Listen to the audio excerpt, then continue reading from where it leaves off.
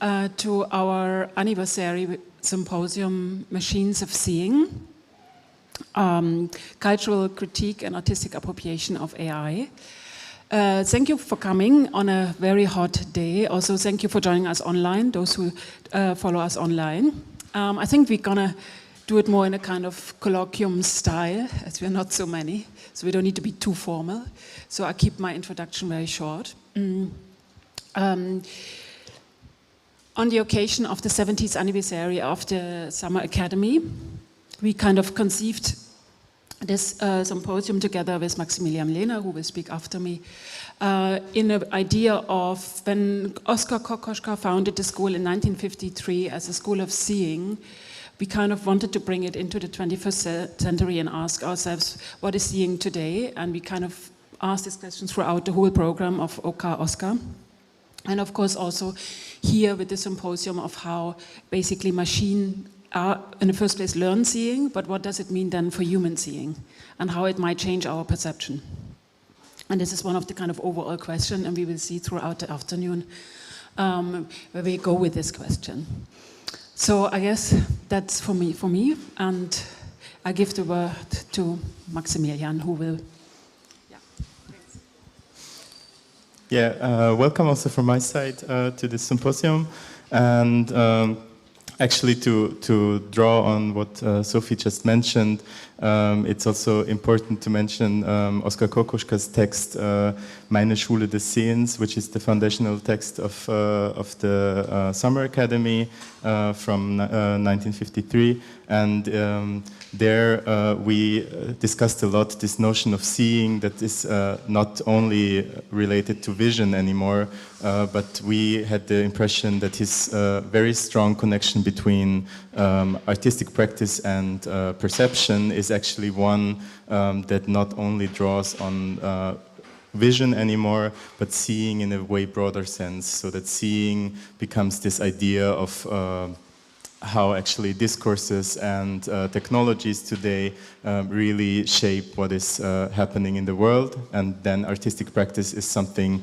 that is reacting to these kind of discourses, technologies, but also still to vision and other modes of perception. So we had this idea that actually AI and data collections, big data and neural networks and machine learning are modes of really shaping what we see and what we perceive today, how actually this kind of seeing that we would say is today's seeing is shaped.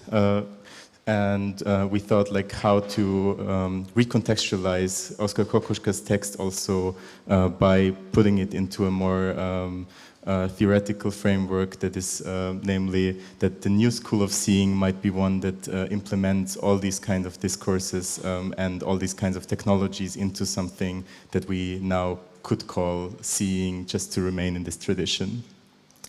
And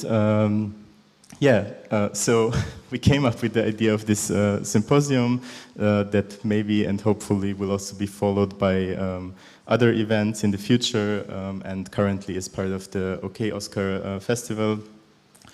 And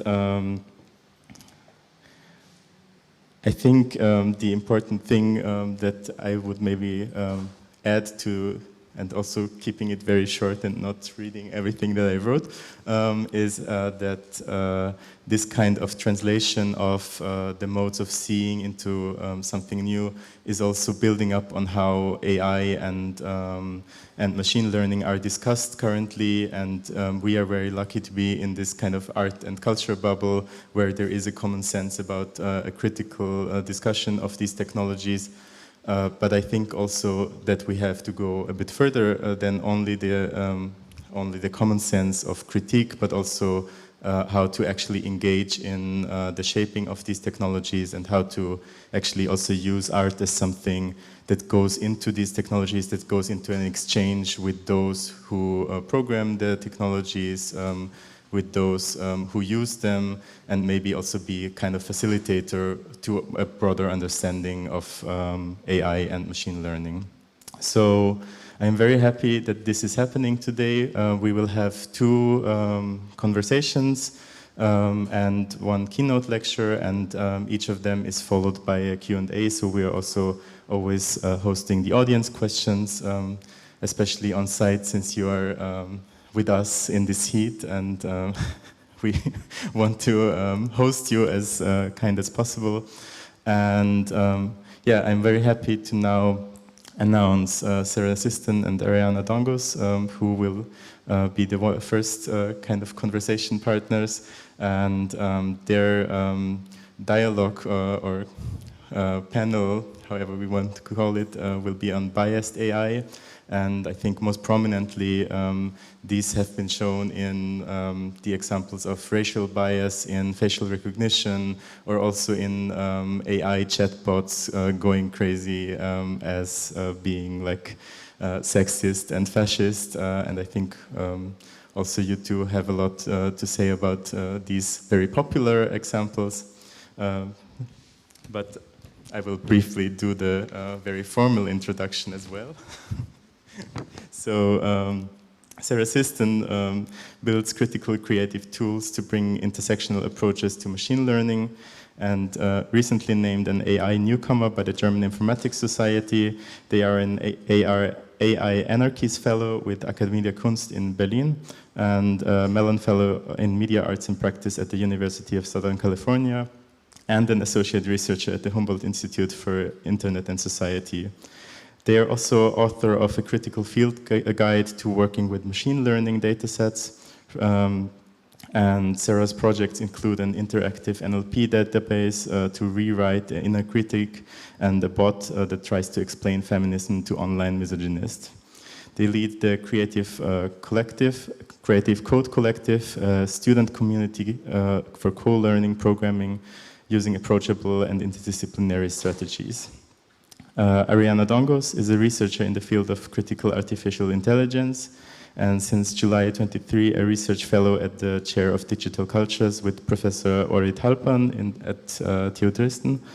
In 2021, she was named an AI newcomer as well by the German Informatics Society, and before that, she coordinated the KIM research group, a research group on artificial intelligence and media philosophy, founded by Matteo Pasquinelli, who is also part of our symposium. And by exploring the intersection of biometrics, colonial pasts, new forms of labor, and machine intelligence, she contributes to a critique of today's digital economies.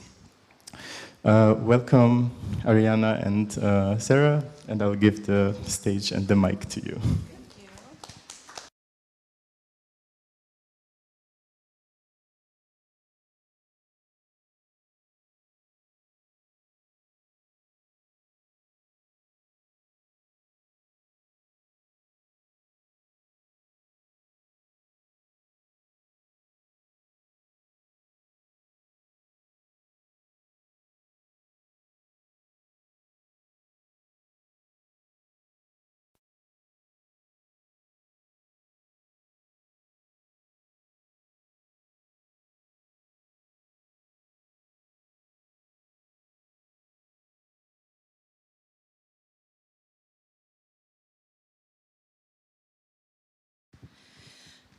Yeah, hi everyone. Thanks for the kind introduction. What we thought that we will do, Sarah and me, is to briefly talk about our work, contextualize it, situate it within the topic of this conversation, which is algorithmic bias. And what I want to do now is to briefly present what I've been researching in the past years, and it should be rather informal, so we just really last minute decided to use some visuals. So I came up with this old PowerPoint presentation. So let's see how that goes. I think the title of what I'm interested in my research is that I'm trying to understand experimentation, experimentality as a form of governance, and regimes of extraction within high tech. And I'm interested not primarily in what you can see here, the conglomerate of the Silicon Valley, which is often dubbed as the cradle of Western high-tech, but I rather want to think about other sides, the so-called global south or the global souths, and to see how technology rolls out there, how the people also might resist or reappropriate technology there, and specifically my research deals with field work, with case studies. You briefly, I think, mentioned it, Max. So one is that I'm looking at the use of iris scans, biometrics in refugee camps. And I believe there should be, this is, for instance, the interface that the cashier can see in a Jordan refugee camp when a refugee is buying groceries in the supermarket, and the iris is being used as the credit card. And yeah, so in general, I'm interested in understanding how these sites, such as refugee camps, but also marginalized sites, impoverished communities, have become or are becoming, that's something to do more research on and ground, to understand how they are becoming a testing site for high-tech and for new technologies that are experimental in its nature in the beginning, which was the case for the UNHCR refugee camp. They started to roll out these tests in the early 2000s in the Afghan-Pakistan border, for instance, but also to see how this testing is related to extraction. So how does the refugee become more like a consumer of refugee services rather than exercising a fundamental human right?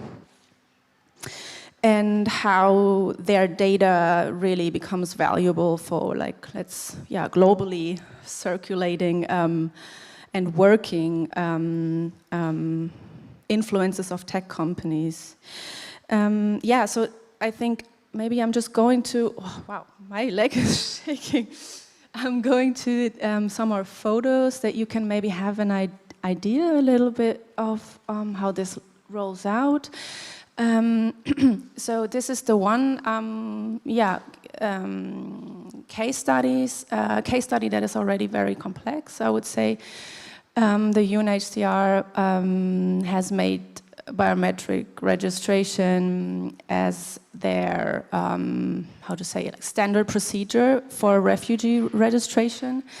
And in order to kind of evade that or resist that, you can see here these men who basically heard there, because it's not only iris scan, but it's also fingerprinting and the more, let's say, old school biometrics.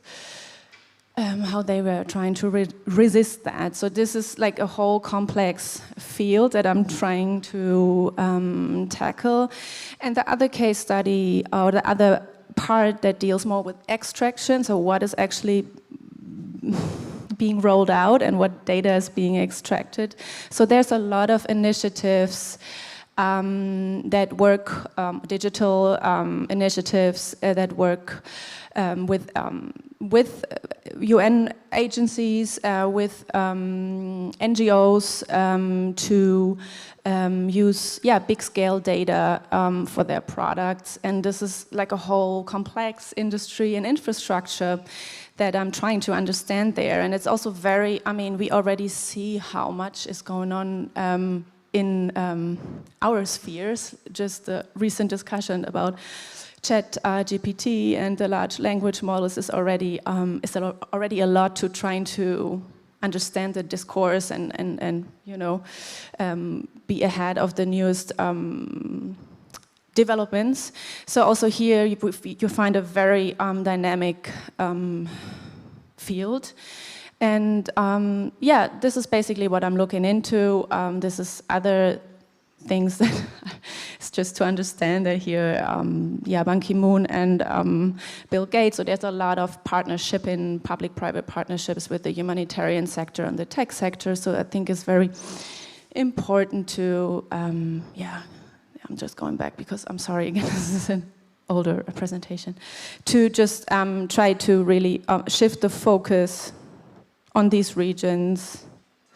I think for now I'm handing it over to you. Maybe one last thing, sorry, because I've been thinking how to contextualize this algorithmic bias idea, is that there's this one researcher who has been calling the biometric infrastructure, the biometric templates, infrastructural whiteness. He's called Pugliese. I'm not sure if I pronounce it right, but I found that maybe as a nice entrance point to think about how we see through these applications, through these models at the world. Yeah.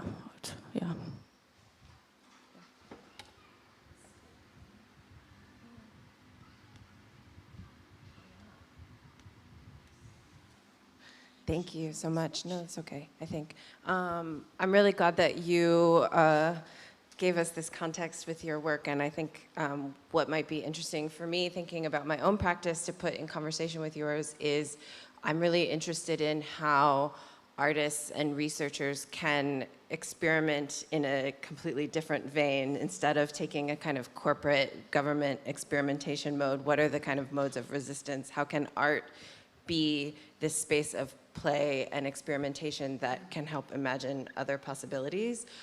So in my own practice, I'm looking, as Max said, at how do we build tools for more intersectional AI, and how do we build community through creative critical coding. And I think we need both the kind of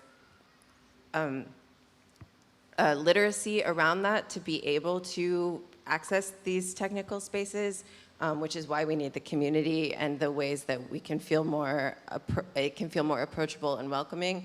And we need that critical lens, which you spoke of. So I'll just quickly run through a couple of projects. The first is the Intersectional AI Toolkit, which is operating from the premise that anyone should be able to grasp what AI is and help shape what AI ought to be. And I've been conducting this project for several years now through a series of workshops on zine making. So the idea being that when we get together with pencil and paper and scissors, we can kind of level some hierarchies. Everybody's coming in with some experience, either interacting with data online, or maybe you are a researcher in the field, or maybe you are an artist or an activist. But the zine format allows us to be less precious with what we know and kind of get some ideas down on paper in a very succinct, informal way that lets these connections be made. So for each workshop, we've made a zine, and we also end up having an online version where you can go more into depth, and it becomes this resource around what we might need to know about AI systems. How can we explain these in plain language rather than getting sucked up into some kind of hype about them, or feeling like you have to have a CS degree and competency in higher math to be able to do this, because you really don't. And the other key idea around the Intersectional AI Toolkit is to think about, at every stage of the AI pipeline, the AI process, what are the impacts on community? How can we be applying queer, neurodiverse, feminist, anti-racist, anti-capitalist, anti-ableist practices, theories, learnings, strategies that have already been happening historically for centuries? We have a lot of knowledge collectively, and this is meant to help empower us to understand what's happening in these spaces so that we can apply the knowledge that we already have around that. So this is what the online version looks like. And you're invited to go to the website and contribute to it. These are some of the workshops that have been held. And I'll just briefly mention the Creative Code Collective community that I've been building.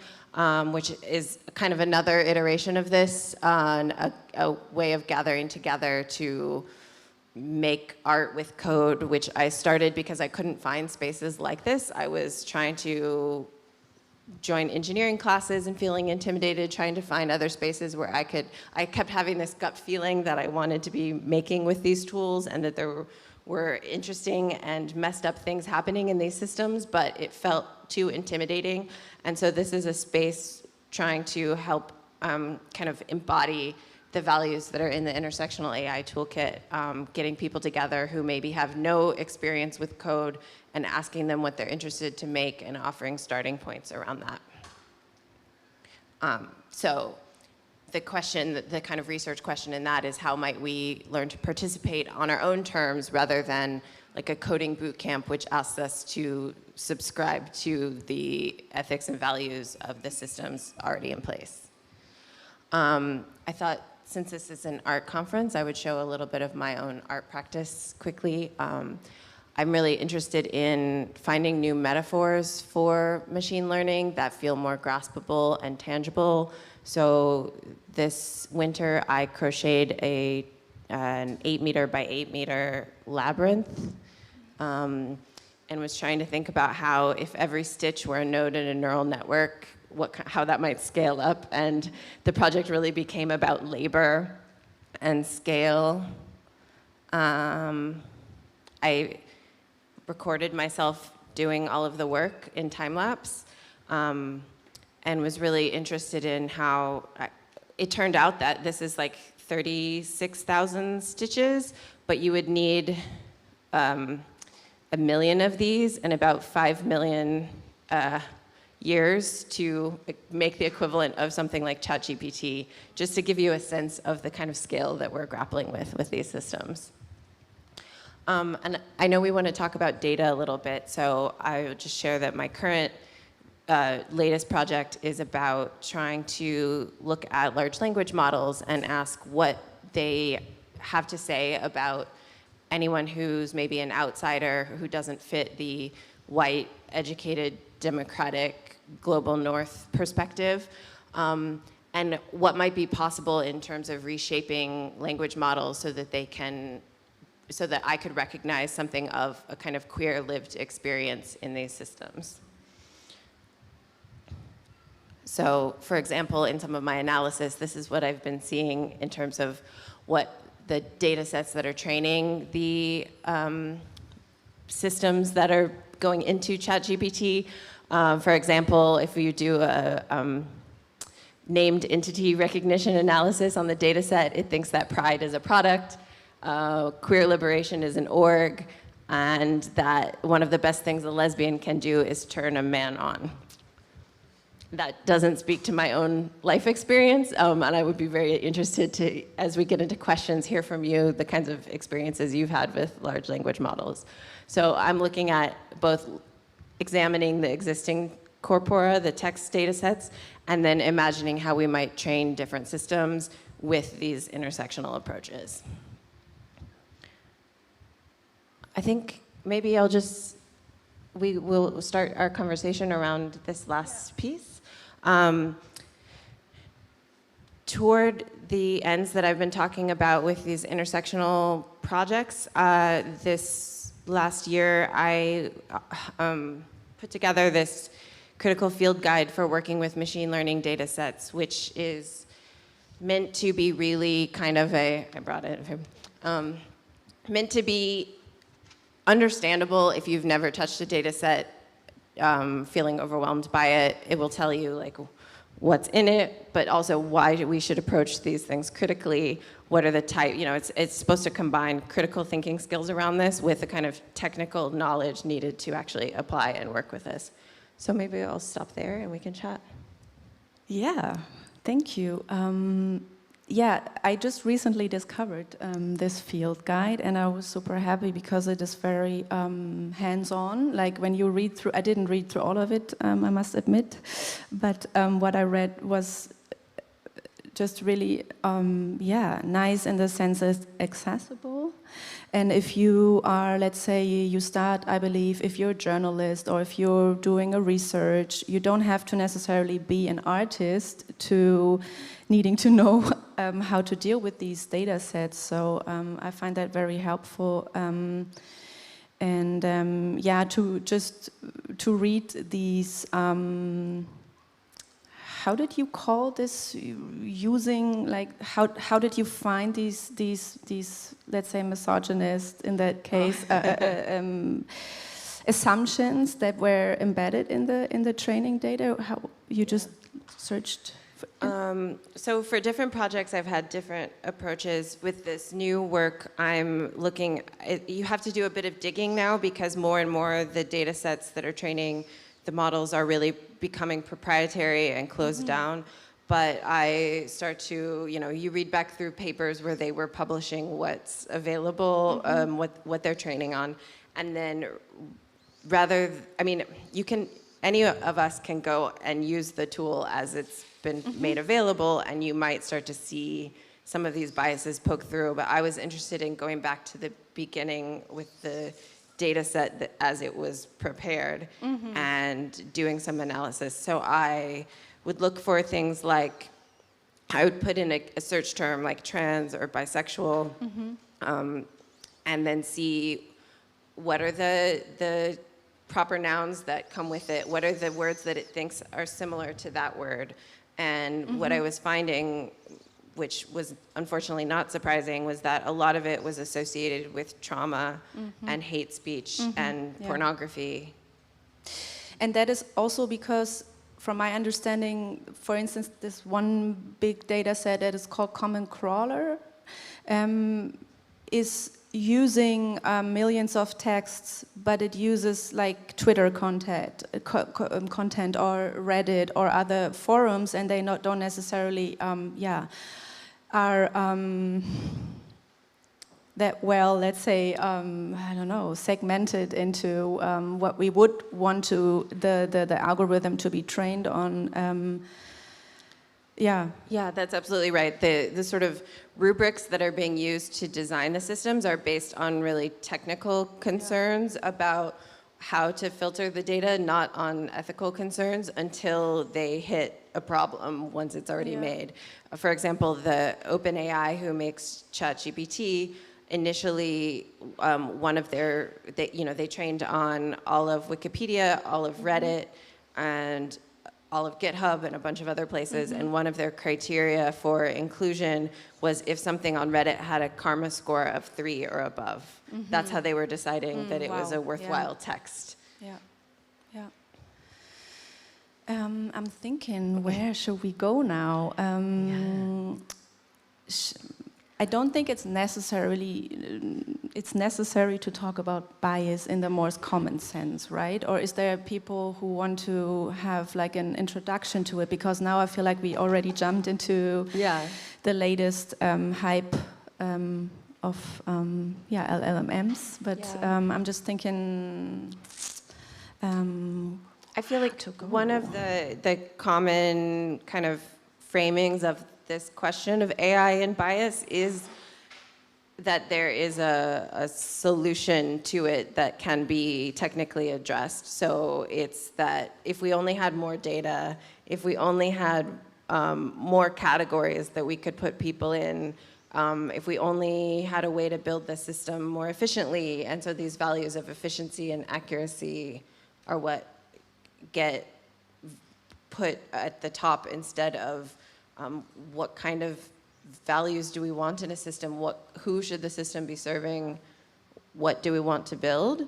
And so I wonder how you would imagine shifting the conversation away from bias as a technical problem to a kind of cultural issue. Yeah, that's a big, hard question, I think, and an open one. I mean, listening to the mostly female experts who have been working at Google and, have like dropped out, like Emily Bender, or no, Emily Bender is a linguist, I'm sorry, but I was thinking about Timnit Gebru, who's very well known by now, Meredith Whittaker, who now works for Signal. I mean, all these people have for years warned about these large data sets that are, as they always say, uncurated. So you have all this content and you don't really have a manual curation and also no documentation. So people don't really know what is in there. And as you were saying, we had this conversation before, this wary thing about bias is that it always gets, or not always, but often gets easily, vastly co-opted through logics of mitigation. So how can we make it a bit more fair, a bit more accurate, a bit less harmful or risky? And this is just, you know, going in a loop. I think we all can all agree to that. So instead of like looking within the machine, as you were saying, like also we should have conversations not only about diversity from the engineers, not only the white dudes in Stanford, of course we also want diversity, but beyond that, like for what type of applications in the fields do we really need that? And is it actually making things more efficient? Is it actually making things more economic? So actually the bias, as I said jokingly, is in the capitalist structures, if you wish, and the contradictions inherent. Yeah, but that's just a, of course, simplification. I mean, it both is and isn't, right? It's like these are all reflections of the systems in which we are swimming and living. So, yeah.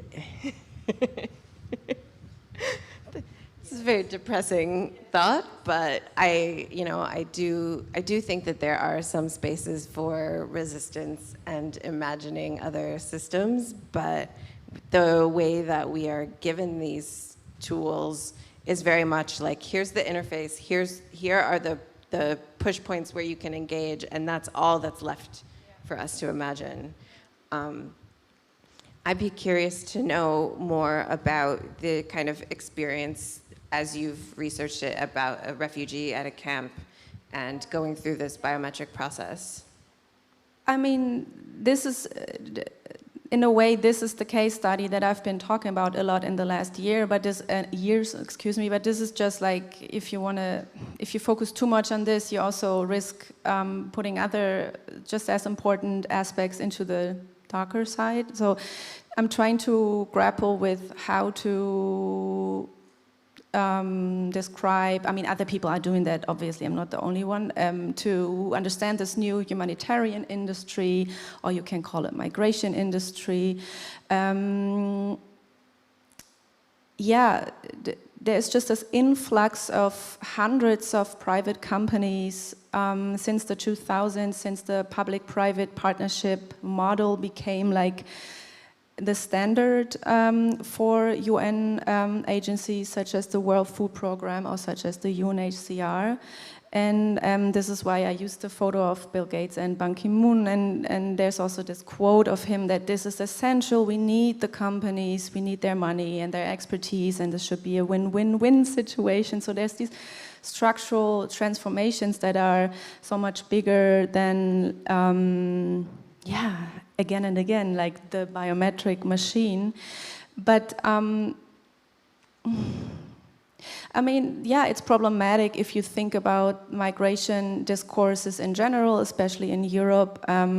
Once again, since, yeah, quite some years, the refugee is imagined as the threat, as the outer subject. Of course, it depends if it's in Eastern Europe, we know now, refugee, or if it comes from Afghanistan or from Syria. But these things are playing hand in hand in a way, right? So biometric registration, for instance, was introduced in order to reduce fraud.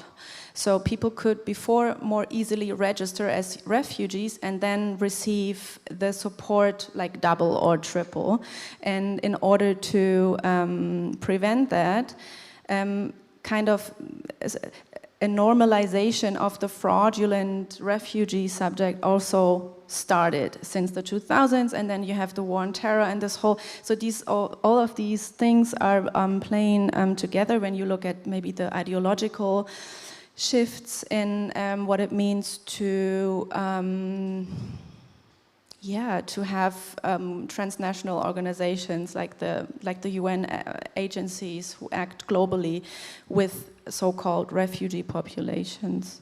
So yeah, it's a very big industry indeed. Yeah, maybe. Yeah. And I think we're seeing that kind of relationship act in other sectors as well. Like if you look at the AI Act, or the way that we had the Senate hearings in the U.S. Congress, where we've got the CEOs of these companies saying we need regulation, but not for us and not for what we're innovating, and they're kind of putting the boogeyman of AI off onto general artificial intelligence instead of what's right in front of us and dangerous. Yeah, and I think also this is something that I've been trying to keep up with, is this discourse and claim making, especially now with the last hype cycle of the large language models such as BART or ChatGPT.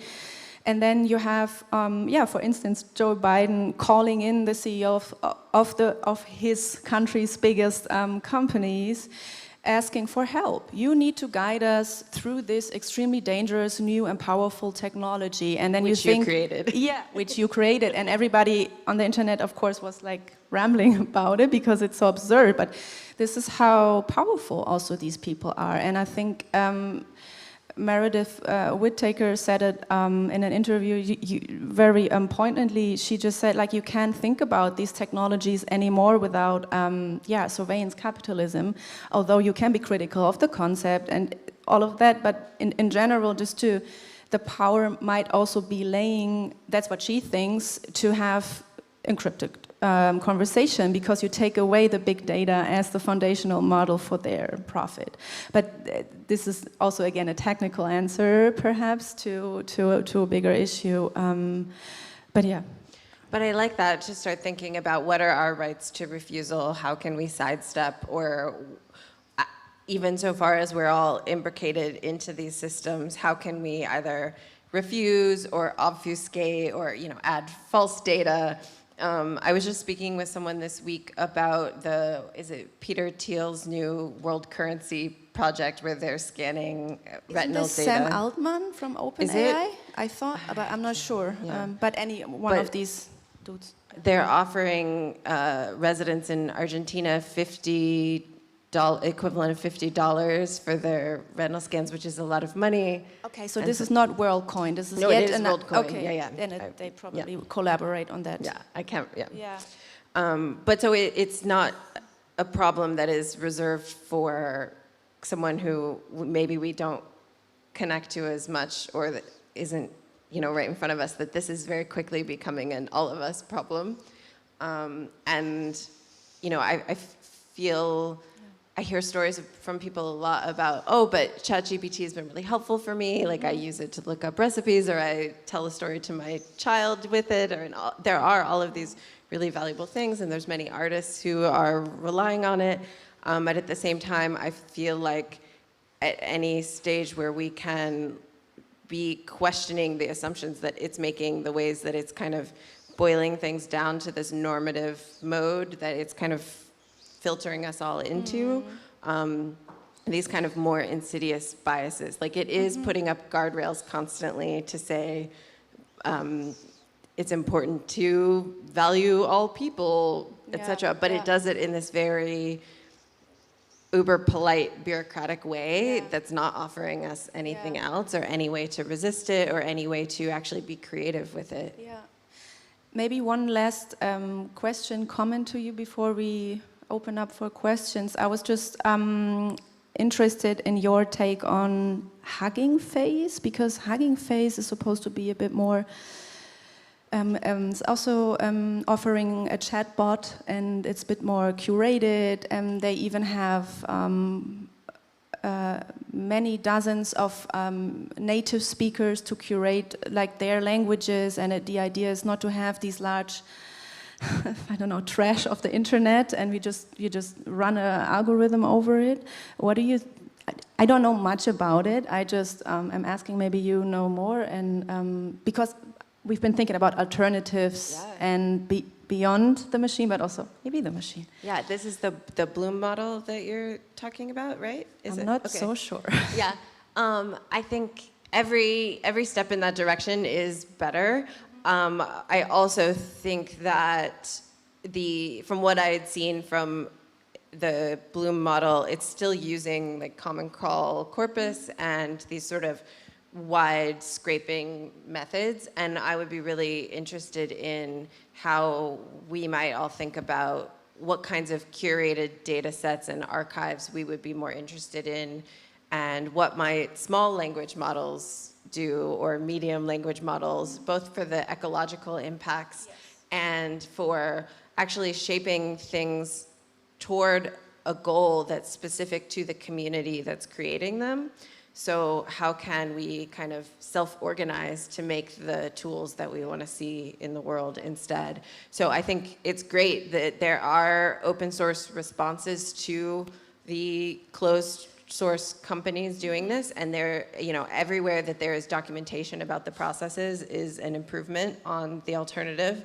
But I think we can go even further to start questioning, like, how does the architecture, the design of a large language model necessarily kind of impose these values? What might a queer model look like, rather than trying to match things that are similar? Could it match things that are odd or interesting in a different way? Like, all of that that's baked in and assumed, I think, is worth questioning. Yeah. Shall we open for questions? Yes, Max gave us the sign already 5 minutes ago. If someone wants to, but maybe for a start off, I would invite you both also to do the very brief sum up of an algorithmic bias, and also maybe an answer to what an intersectional critique might be, like a one sentence sum up or something like this, because I think it's also for those who are not so much into the discourses still relevant and interesting to have this kind of conversation. And meanwhile, I'm picking up the finger. Do you want to take one and do the other? Which one do you want to take? I mean, I can say from my work that people with more melanin in their skin, like darker skin types, are not being recognized by this, what I said, infrastructural whiteness. So this is a very classic example of that, I would say. So it is coded against white skin. That's the template. But then there's also other forms of bias that are a bit more complicated when it comes to housing or loans, that you are in a certain database because you live in a specific place, and then through proxies, data that is not like necessarily, you are not identifiable as a person, but it still does harm and discriminates against you. I'm thinking about more, but maybe Sure. you do the other. Yeah. I would say the key thing to understand about algorithmic bias is that it is the same as social bias, but being scaled up and amplified because of the computational capacity. So it's being codified into the structures and how the code is written and how the data is collected and all of these processes, which has always been going on since before computers and in regular computational systems. But the difference now is that it's orders of magnitude escalating because of this ability to kind of amplify these biases. And maybe to add, algorithmic bias 2.0 or 3.0 is then to not even know where the bias sits, because the data sets get so complex, so people don't really know anymore. I mean, we do know, but yet to really pinpoint it. Mm-hmm. Maybe I'm wrong, but... No, I think you're absolutely right. And it also has this way, machine learning and these systems have a way of diffusing responsibility, so that a company making a system or using a system can simply say, well, we have this very rational system and it decided we are not the ones who are doing this action, and forgetting that there are humans in every stage of the loop. Thank you for your presentation. I really appreciated the fact that you both mentioned communities as a kind of important element that often gets forgotten in sort of thinking about AI or data sets and so on. And I was especially interested in maybe hearing from you about any examples of, Ariana, you gave one example of immigrant or refugee community who is trying to refuse the kind of policies or data capturing that is happening and data collection that is happening around their refugee lives. And I wonder if there are any examples of kind of more organized forms of kind of refusal in these communities. And that's a question, I guess, for you, but also for you, Sarah, in your practice, if you see that. You want to go first, or I don't? Yeah, I mean, this is for the refugees. It is difficult because the visibility allows them to migrate or to go from A to B, to put very abstract. So there's this tension between not wanting to get caught and be identified and arrive in Europe, for instance, and yet needing to be identified at one point. And that is just a tension that is pretty difficult. And I'm also ambivalent in the sense of, you know, that there's approaches that are called autonomy of migration, for instance, and they say that any movement of people is already a political movement, which I agree, but the problem is, how can we, as people who are not affected from that, and I'm in an academic / because I happen to work at HFG, at the art bubble, to not like romanticize that and to see, resistance can take many forms in that sense, and that's just for that case. And then I have some other examples where people have used throughout pre-AI critical cartography, for instance, in Mexico, to track the femicide, and to really because there's no to use statistics, which we often think about, that's connected to surveillance control, biopolitics, in a way of how can we have more knowledge about the population and the individuals, but how can we actually turn that over and think about data gaps, because specific things are not being reported about at all. For instance, the femicide, or there's other data journalisms from the past that I'm thinking about now, but it is not a organized effort. There's other more formal NGOs, Tactical Tech or Data for Justice. But yeah, maybe you can add on. I think there's lots of great examples in art and social practice. I'm thinking first of the group in New York whose apartments were managed by a large conglomerate and were asked to use facial recognition for their entry and exit locks that Joy Blum-Winnie talks about in the Coded Bias film, which is really fantastic. And they were able to self-organize and resist having that installed.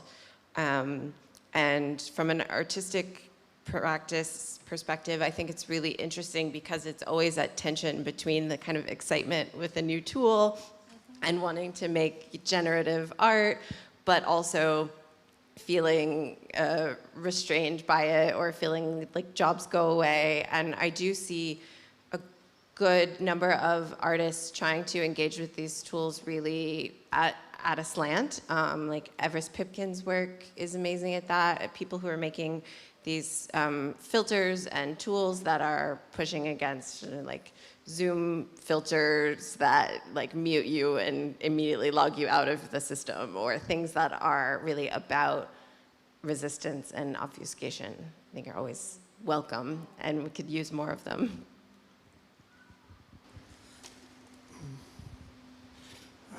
Yes, thank you very much for this interesting presentation. I could follow quite well, even if I'm not very much related to this field.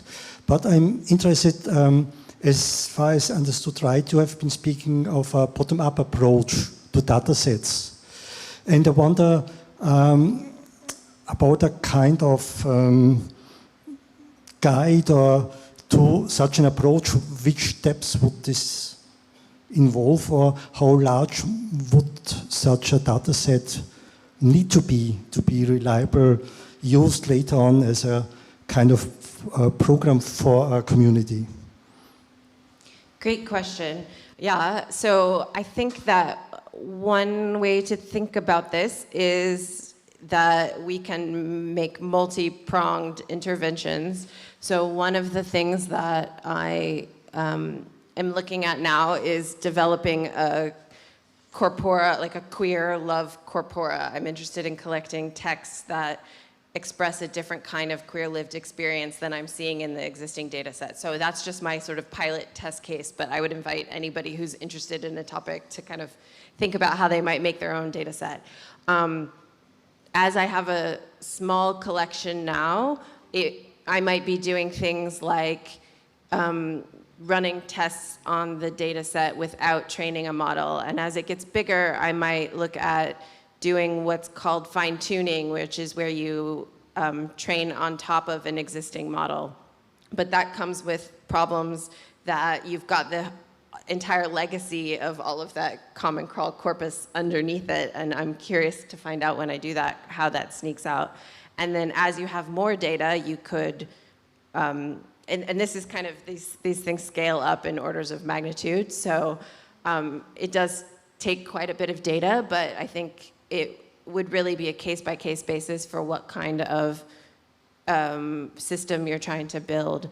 And something that I think is important to consider is that curation process and that data labor that is happening in all of these, that there is a pre-processing that is sometimes very much hand-done by gig labor, and that this is a curated process, even as it's OpenAI scraping everything. That is a conscious choice about how to curate, but there are other ways we could choose to curate that would make much slower, smaller models. So I think you can work with data of any size, depending on your capacity, and you just have to find different approaches depending on how much data you have, and understand that there is a lot of cleaning and processing involved.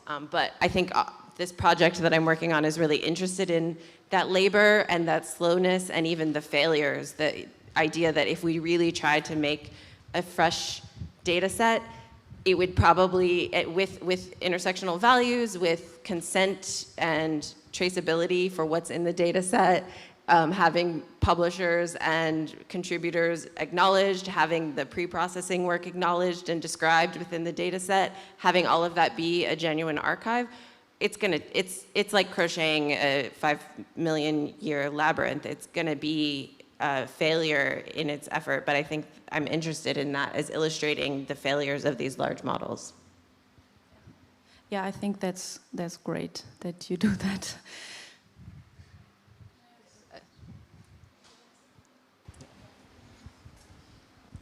Thank you. I have a very basic questioning of the idea of creating these data sets, because I wonder how do you, I mean, by creating these these data sets that are more inclusive, there's this idea of then optimizing the way this autonomous technology shapes our society, because everyone can take part in that, but actually we're not able to create this all-inclusive data sets, right? I mean, we cannot, it's a utopia to think that we can create the data set that will then, like whatever.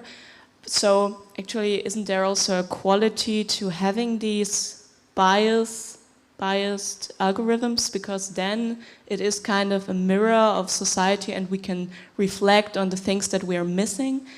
I mean, I kind of feel like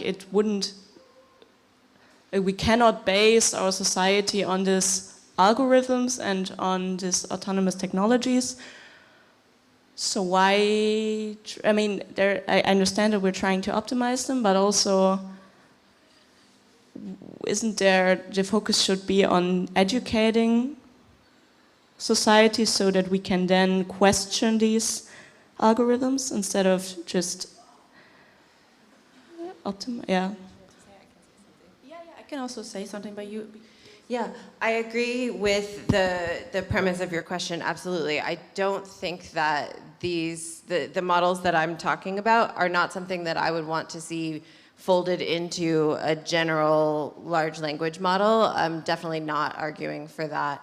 And I think that what I'm suggesting instead is very specific use cases for specific communities, and part of the education that I would love to see happen is having anyone who's interested feel capable of very practically making the tools that they want to see. So I think of that as part of the education of understanding how these other systems are working.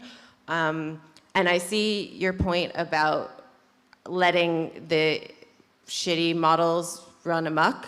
Unfortunately, I think that it's not playing out that way, that people are seeing that they're that messed up.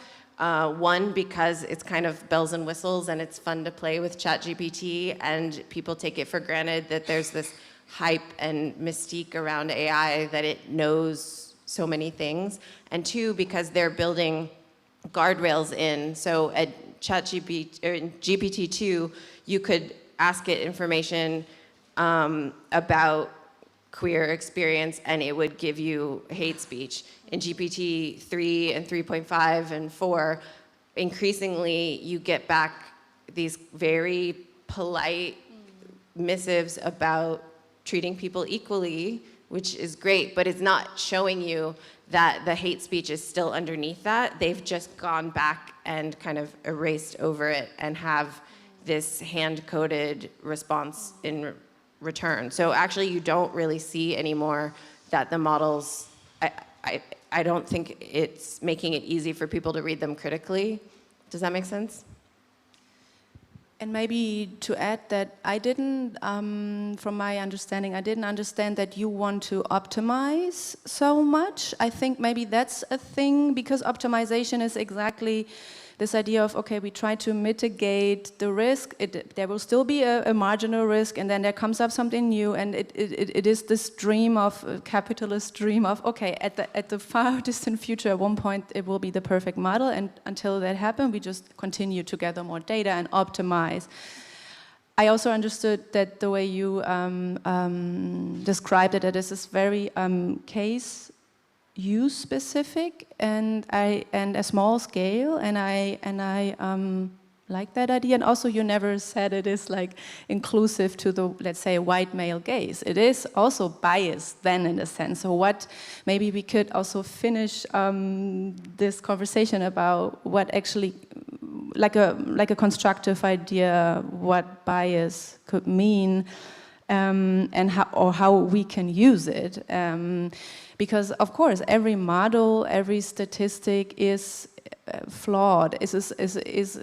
Matteo said it in the old project, that all models are wrong, but some are useful or something, right? The old model. So this is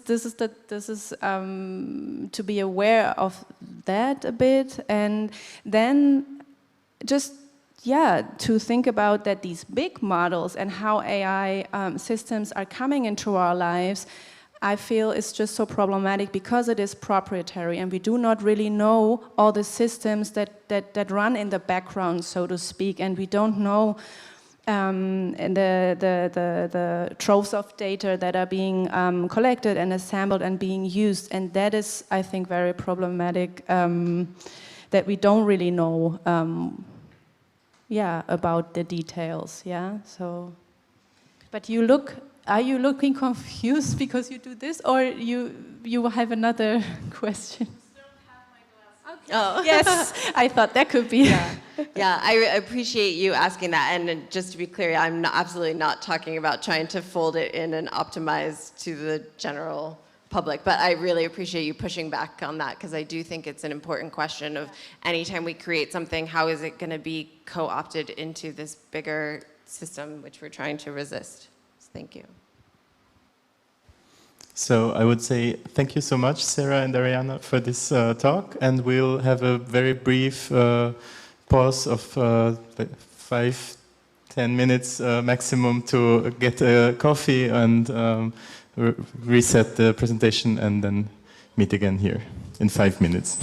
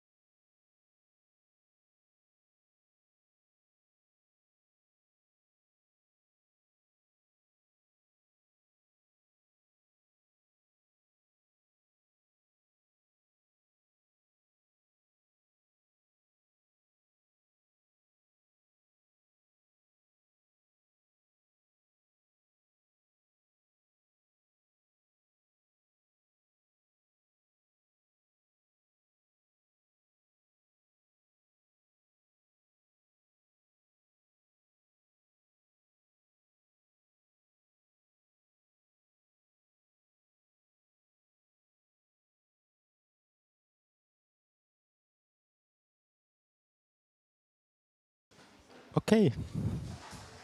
Ready? Yeah. Okay. So we'll start again with our second conversation between Magda Tyzlik-Carver and Chang.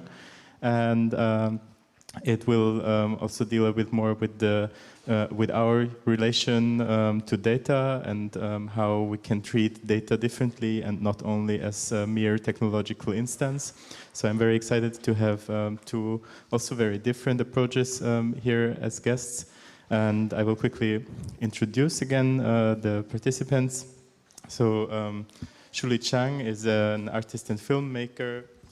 And sorry, now I need to get your self-description. And actually, Shuli is this year releasing her fourth feature film, Yuki, and this is also like scenes from Yuki is also are part of the current exhibition at Trakelhaus that is part of our Festival of Summer Academy. And I'm going to briefly read out the self-description that you put here. So it says, my work, so Shuli's work, aims to re-envision genders, genres, and operating structures. My genre-bending, gender-hacking practices challenge the existing operating mechanisms and society's structural boundaries. I build social interface with transgressive plots and open network that permits public participation. I construct network installation and multiplayer performance in participatory impromptu mode. I draft sci-fi narratives in film scenario and artwork imagination. I seek to define a genre of new queer sci-fi cinema. And I'm happy to... sorry, it's too many pages here. I am very happy to put her in conversation with Magda Tyzlik-Carver, who is a curator, researcher, and theorist who engages with the concept of post-human curating to inquire into how computational culture and data impact daily practices of living. Her current research in the projects Fermenting Data and Curating Data focus on developing participatory methods for data practices beyond big tech extractivism and expensive infrastructural politics, while also looking at the ways in which knowledge practices and systems are co-developed. In her research and teaching, she draws on trans-feminist values and approaches approaches to address who has access to technology and data and on what conditions. Her recent curatorial projects include exhibitions Fermenting Data in Aarhus and Screenshots, Desire and Automated Image. Magda is an associate professor of digital communication and culture in the Department of Digital Design and Information Studies at Aarhus University, as well as an associate researcher in the Center for the Study of Network Image in London South Bank University.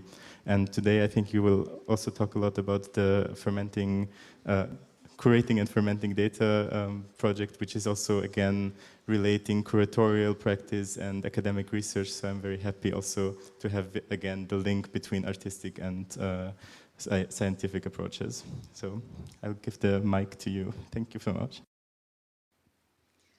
Thank you all for coming and staying with us. And thanks, Sarah and Ariana, for your presentations. I think there will be a lot of things that I think our conversation will connect to as well, because, well, not only we talk about similar, well, the technology is the same that we talk about, but we have a slightly different take on that, and I'm also looking forward to your presentation of work.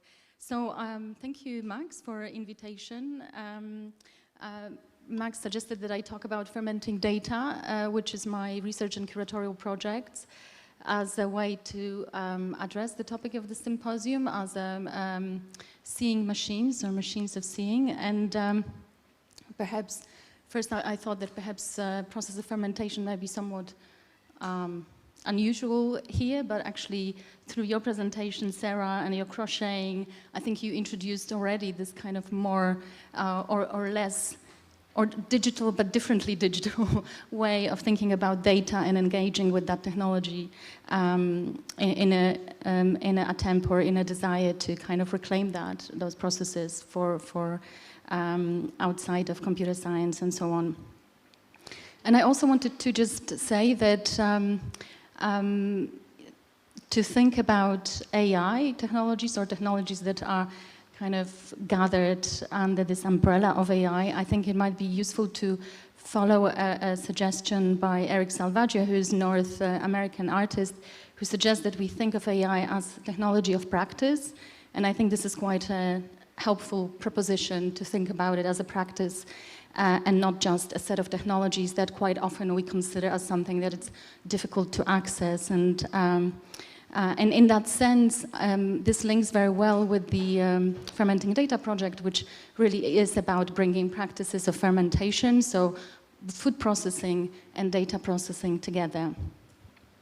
So as a way of introduction, I had, especially for those of you who don't know my practice, I have this one slide just to say a little bit more. I am an independent curator, and in a sense that I am not employed by an art institution or a museum, but am a researcher and academic who with curatorial practice. So I create curatorial events and performances, curatorial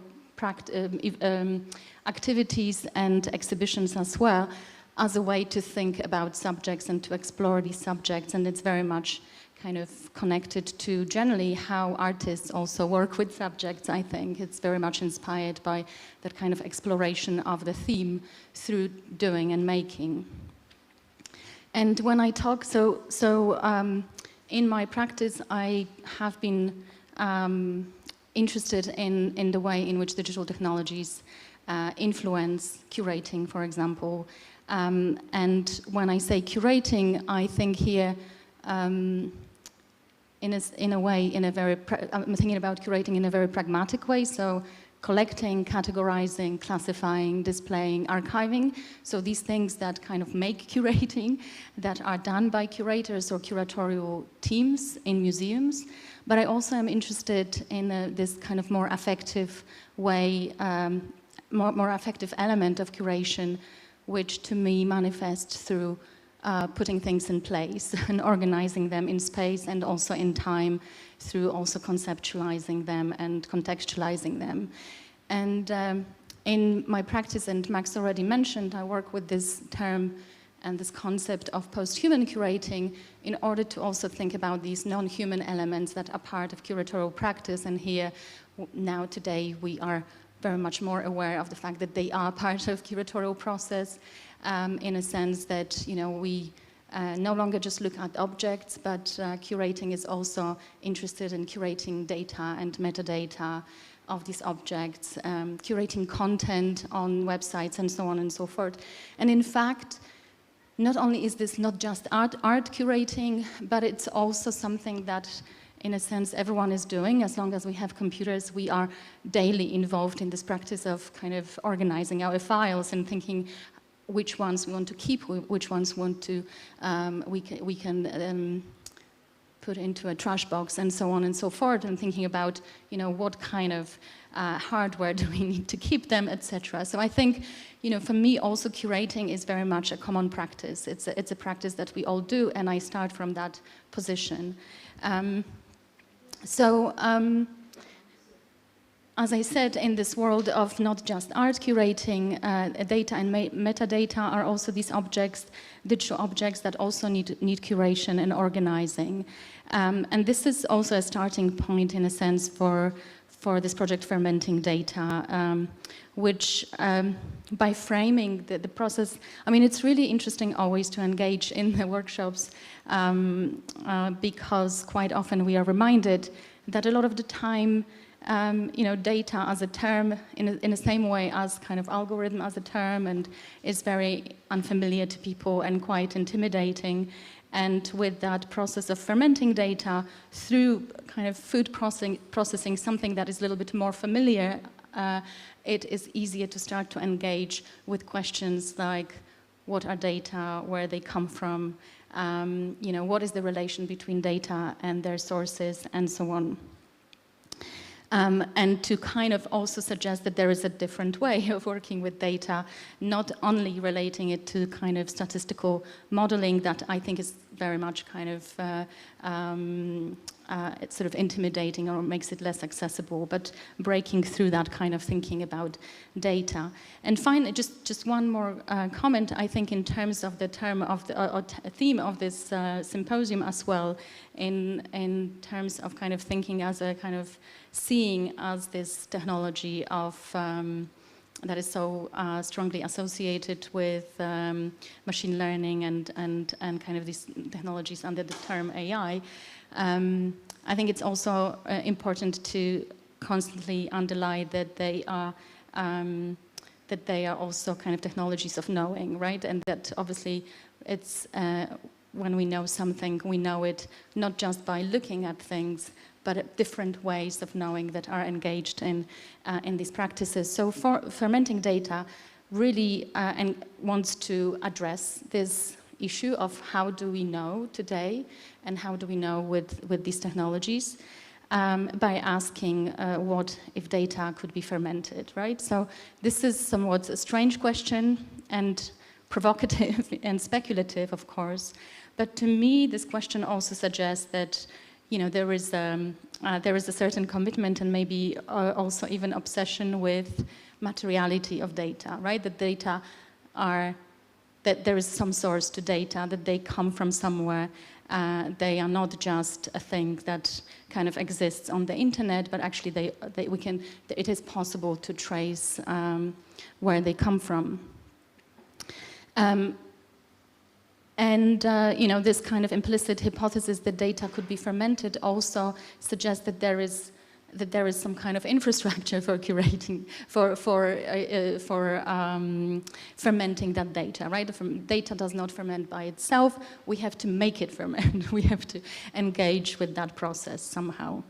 So the questions that follow then, and very much link also to things raised in the previous conversation, is very much these two questions: how to reclaim data as common practice, accessible beyond disciplines of computer and data science and big tech industries, and how to reclaim data from common narratives of extraction, surveillance, and exploitation. And it really is that kind of need and desire to kind of to think about this data and data processing otherwise or in different ways.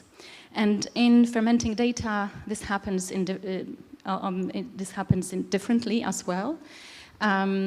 So one way in which we ferment data is that I invited artists and commissioned work by artists where they are actually given this term, fermenting data, as a way to interpret, and they interpret it, and the invitation is that they interpret it into their own practice, so that through their practice they kind of propose their own understanding of how, you know, of fermenting data. These are two examples: Ciston, who worked on Sphagnum Time, which is a project about bog bodies. Do you know bog bodies? Those bodies that were found in bogs, you know, those marshy terrains, especially in the North Europe. So in Aarhus, where I am based, there are two that were found in there. So they come from sort of prehistoric times. They were considered, they're quite often well preserved when they are found, because the bog, so this marshy terrain, which is quite wet, and it has a particular environment in which is good for preservation of particular tissue.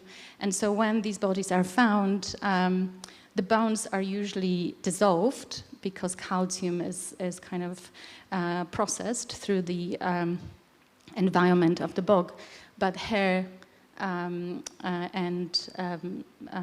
skin and this kind of nails are really well preserved, so they look almost like these golems that are that have been there for thousands of years and kind of becoming part of this environment, and that's exactly what this project by Cecil Mariton is, which is executed into almost like an opera that is projected on 3 screens, and it's a conversation between 3 bog bodies that have not been found, and they talk about living in this environment, and it's just a beautiful piece of work. And then another, Anders Visti, who collected data in a district in Aarhus that is called Ghetto. Aarhus until recently had ghetto laws that was the only country in Europe that actually introduced ghetto laws after the war, and these areas that were defined as ghettos were usually inhabited by more than 70% of non-European population. And this area has been going unprecedented changes for the last 15 years. Basically, it's been socially engineered, and buildings were being taken down, and new were created in order to remove people and push them out, and to bring in some more kind of desirable inhabitants into the area. Anyway, so Anders went into the area and collected different kinds of data, including maps of the terrain, which was built in the that district was built in the early 70s. It was like the kind of modernist, architecture, especially for working class people in Denmark. So it was this model place that turned out not to be that modeled currently, according to some. He mixed it together with various kind of sounds that he collected in the area and performed it as a kind of live coding event during the exhibition. But also, so these are commissions, but also there are workshops, and workshops are a big and important part of fermenting data, because this is how the data is collected. So workshops are organized into three kind of meetings. Well, the first meeting is dedicated to collecting, the second to tasting and smelling and categorizing, and the third is to eating data and sharing data. And there are a number of workshops that I've done in Aarhus, in Berlin, at the festival just outside of Aarhus, and currently we are about to start a workshop in Weile, which is a small place near Aarhus, where we also have these 3 kind of events. Usually people come for cabbages, as my friend says. They come to learn how to ferment, but as we've got them there, we start to kind of introduce and invite them to start collecting data and to share it with us in this kind of structured process. Structured, but also quite open. So we have quite a bit of data collected. It's a very unstructured data. We haven't got to the point of cleaning that data and kind of getting it together. At the moment, the idea is to create a taste wheel based on that data. So I'm sure you are aware there are color wheels, but there are also taste wheels for olive oil, for wine, for coffee, right? Which describe how things taste, or how to talk about these. And this is what we are planning to do. We're going to create a taste wheel for Weile, for fermenting in Weile. So that's something that we will show in November and December this year. But just to quickly just talk about why fermenting data. Obviously, fermentation is a process of food preservation that is, I'm sure you're familiar with. We kind of all know sauerkraut and so on. It involves particular practices. It also involves certain tools. I actually went to the market today and found a mandolin for chopping cabbages, so I've got it in because I didn't have one. So there is this kind of familiar already structure and practice that has developed over many years, right, and over centuries. But at the same time, it is, of course, a chemical process. It's a metabolic process of breaking certain elements and turning them into something else, right? So with the enzymes and with the lactic bacteria, vegetables turn, what is being released is the energy and lactic acid and CO2 and in some processes also alcohol, etc. So there is this really kind of exciting thing of making one thing out of another. But of course, fermentation is, while it is a common practice of food preservation in many countries, as a process, it's been around for a very long time. It was developed over millions of years, which is quite amazing, actually, and long before humans had anything to do with food and long before humans even existed. And it's one of the three technologies, as Lynn Margulis says, together with photosynthesis and breathing of oxygen, it's one of the technologies that kind of made this planet into what it is. And this is kind of the very exciting vision that I like to work with in fermenting data, and to think and bring that into the context of data, to think about data as this new element that is really used for shaping the world again, or that is being introduced into shaping the world again. And I think it's important to realize that, and perhaps maybe it's slightly too full of pathos, but I actually think that it's something quite exciting to think about bacteria as this tiny, as Margulis says, lower form of life that actually was so important to the fact that out of their waste, here we are, right? We are the poo of bacteria, we might consider ourselves. Something that is very inspiring to me in the project is this idea of symbiotic alliance. So thinking about this relation of symbiosis rather than extraction, rather than exploitation and surveillance, to think of other terms and other ways of working with data. So I guess I'm going to start here. This is another lovely image that we took last time when we were fermenting. And I'll pass it to you, and then we'll have a conversation. Thanks. But I need to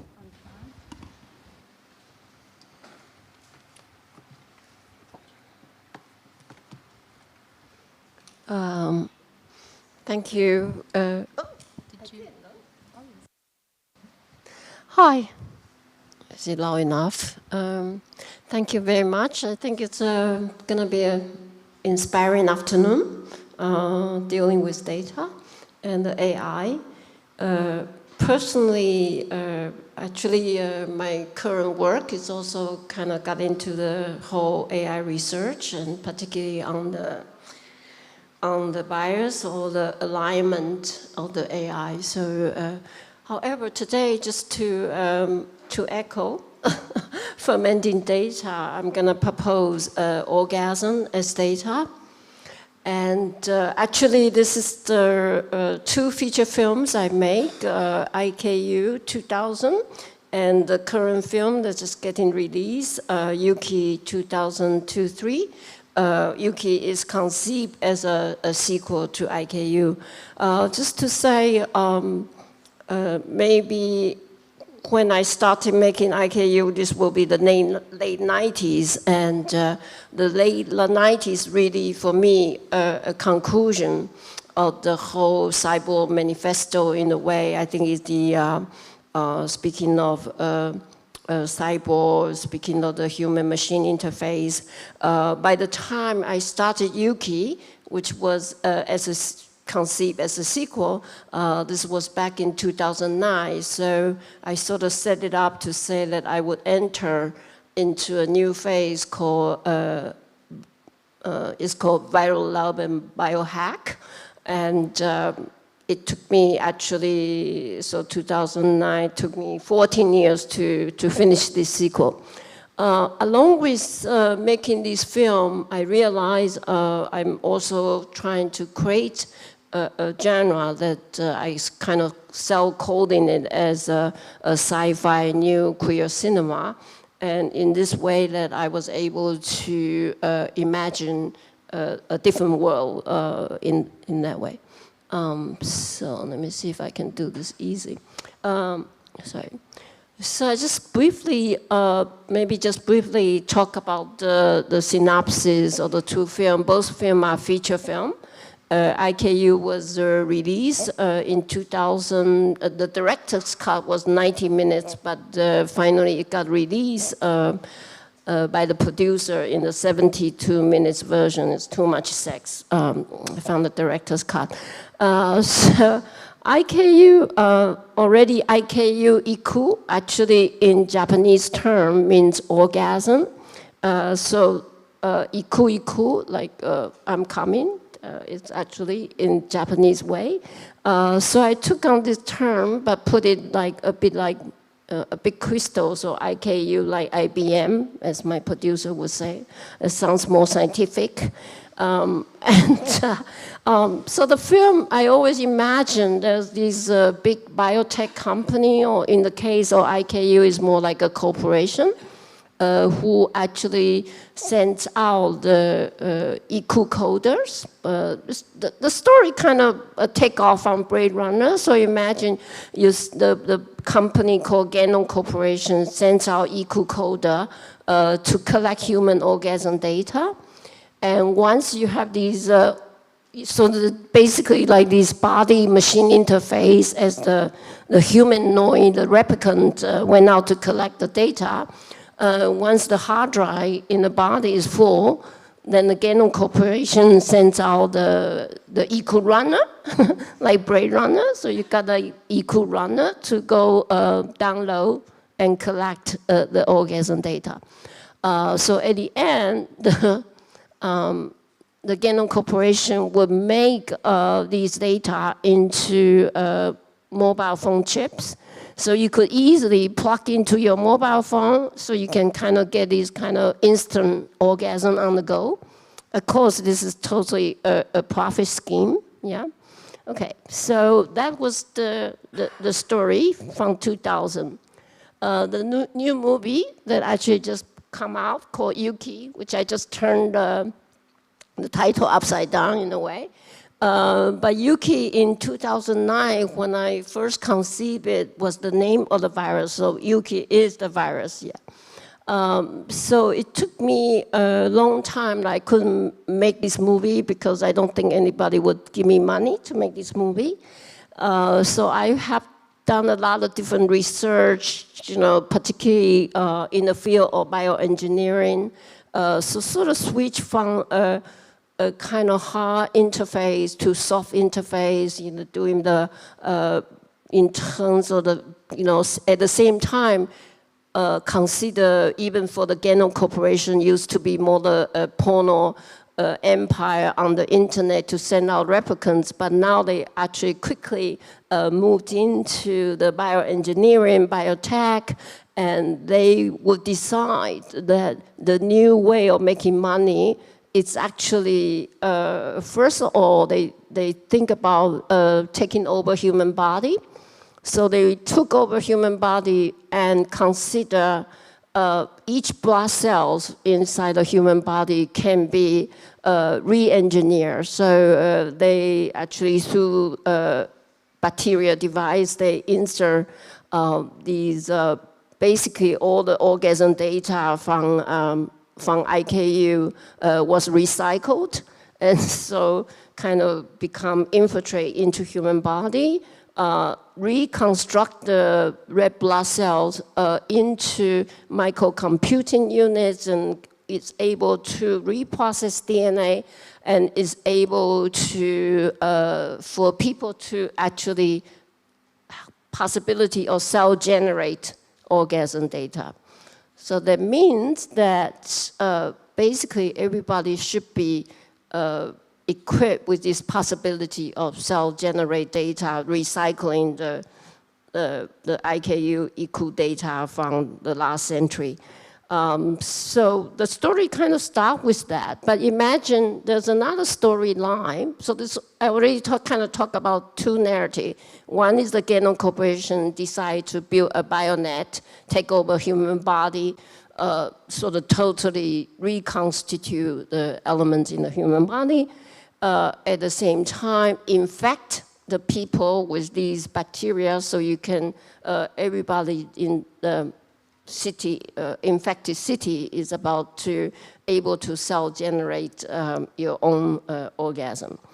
At the same time, consider the main storyline also follow in Iku, the character name, the prominent IKU coder is actually named Reiko.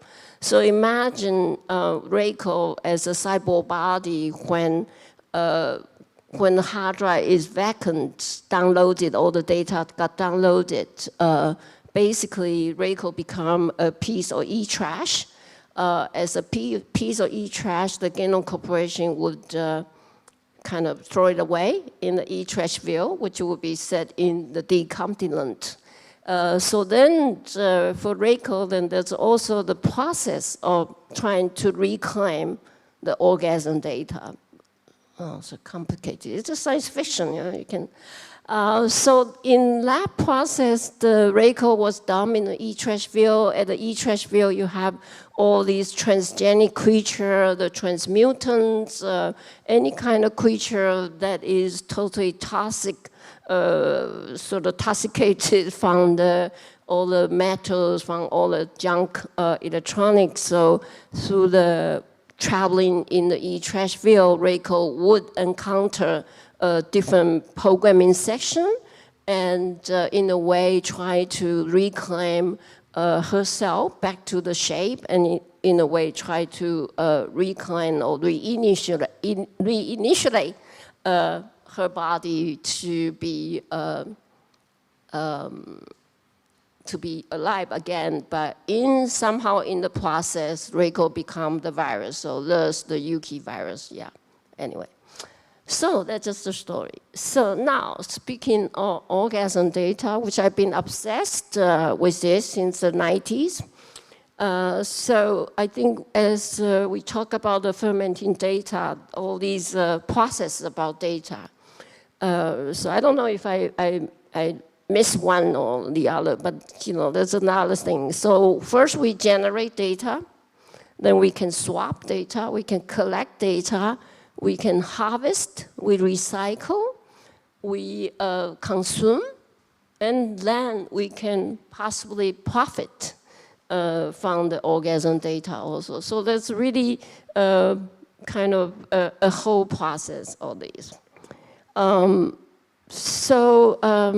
I decided to show a couple clips from the film, sort of edited for the IKU. I edited a bit just to kind of showing how the orgasm data is collected. Yeah, so there's a bit of the data visualization also. Yeah. We have the song, right?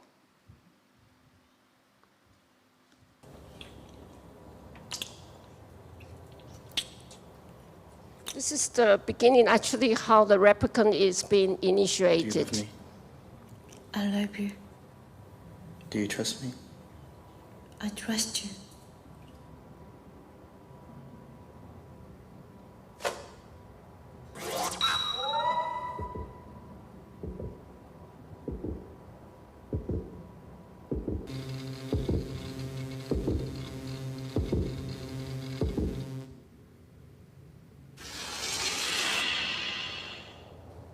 You come with me? Next time, Reiko. 上へ参ります。タイミーアップ。下へ参ります。ファックミーオーバー。お降りの方はお知らせください。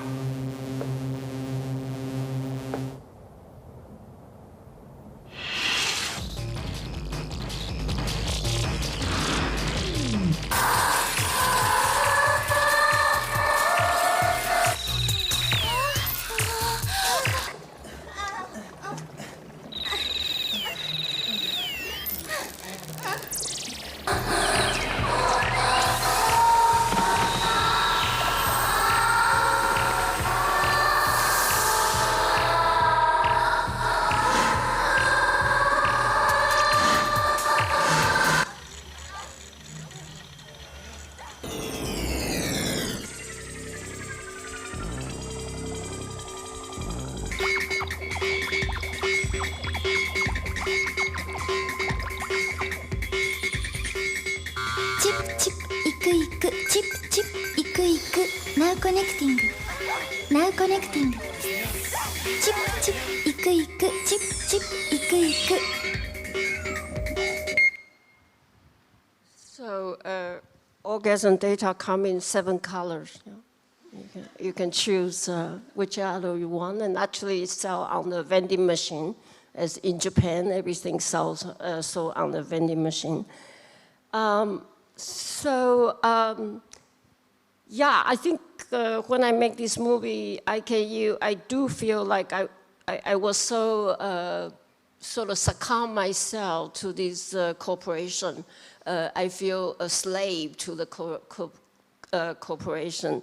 There is, at the ending of the movie, I did try to see if I can somehow subvert the situation a bit of being just a coder for the corporation, but I didn't quite achieve that. So since, as I say, since 2009, I thought I should make a sequel. I should make a sequel that revert how the coder can become more powerful, can revenge, can reclaim from the corporation the data. With the Yuki, the main point would be, it doesn't end there when the Genom Corporation decides to kind of bioengineering your body to allow you to self-generate orgasm data. There is actually a bigger scheme in it, because what would the data be? Why would Genom Corporation want to do this? Why want to benefit people? So indeed, actually, through building a bionet within your own body, so each person is become a node, and there is actually a need to communicate with other person, and by communicating, there is possibility of exchange your data, and by exchange your data, maybe you enhance the data and all that. So by the time I was able to raise money, actually when I started Yuki, I was making Yuki as a performance and a game. From 2009 till about 2016, I was traveling the project as a performance, live performance, cinema live coding performance, and a game using biosensor that you actually had to play together to fight the corporation. But I got frustrated and decided to make it a film, and I couldn't raise the money until 2020. And by the time I got to sit down and say, okay, now I can write it into a feature film, of course, it was the COVID. And so the script was written during the COVID time, being locked down in Paris. And at the end, the new film, Yuki, actually take on a lot of phenomenon happened during the COVID time. Especially, I think, in the beginning of the COVID time, the whole thing about no handshake is such a serious, yeah, in a way, because I realized a handshake implied the web data transmission, and so I kind of take that as a hint, a point, to devise a scenario that all the people who are infected in the city actually will get together in the diner, and they kind of sort of prompt or motivated to use the handshake to exchange data. And in that way, they kind of get an extra sensation. But at the same time, of course, this allowed the opportunity for the Genom Corporation to network your body in order to collect the orgasm data. In this particular case, the Genom Corporation also have a plan for making the profit, right? So we'll get to that. I will show a little clip from the Yuki, the movie, which would, it's actually 2 scenes. One is how self-generated data and how Draco was done on the e-trash bill, sort of beginning of the movie. Okay.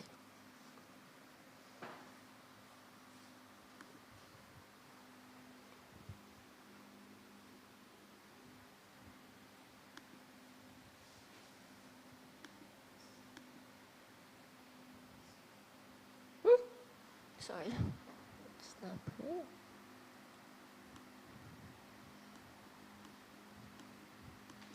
It's not clicking on the play.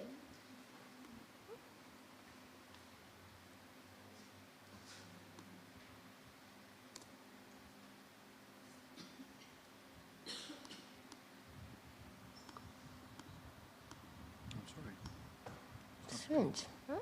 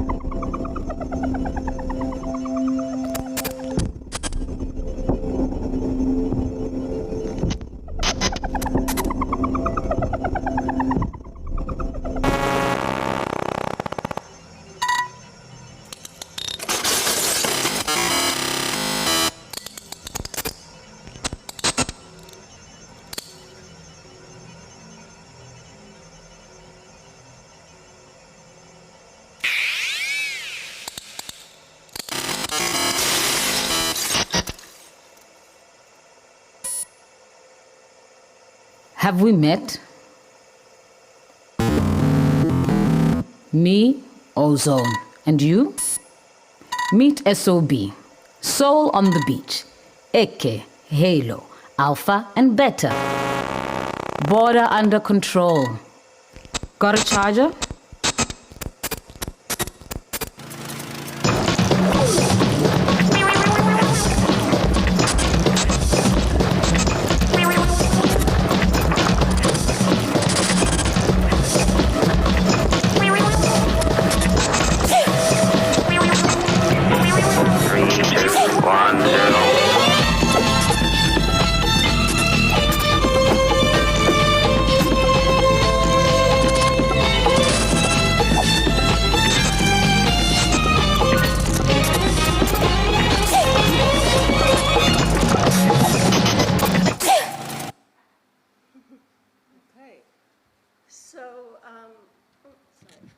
The movie is actually also 80 minutes, and so just showing the early clips, and the story really follow the thread. That's why right now I have this exhibition at the Track House Gallery, which I actually taken from the film, mostly from the BioNet scenario. I'm just gonna show a few processes throughout the film. Through the handshake, the data actually got exchanged and somehow get collected by the corporation. So I will reveal a little secret, or how the Genome Corporation actually want, why they are collecting this data?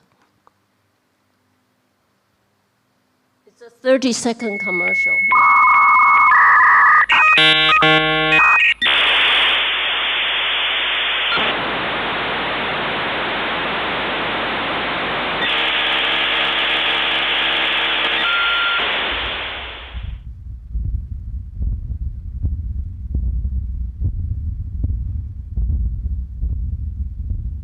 Red Pill by Genome. Your pleasure, our business. Yes, so yeah, at the end, Genome, of course, have a bigger scheme to work with the pharmaceutical industry to make the orgasm red pill. So now it's even more convenient that you can just take a pill, then everything will be done. So I won't reveal how the virus came in, but at some point, virus did came in. So there will be the entanglement with the virus. Of course, I think we all become virus, and at the end, I kind of provoke the idea of virus becoming, or to love the virus in order to survive. Yeah. So basically, imagine your blood cell is encoded with the company logo, and finally your data or assets.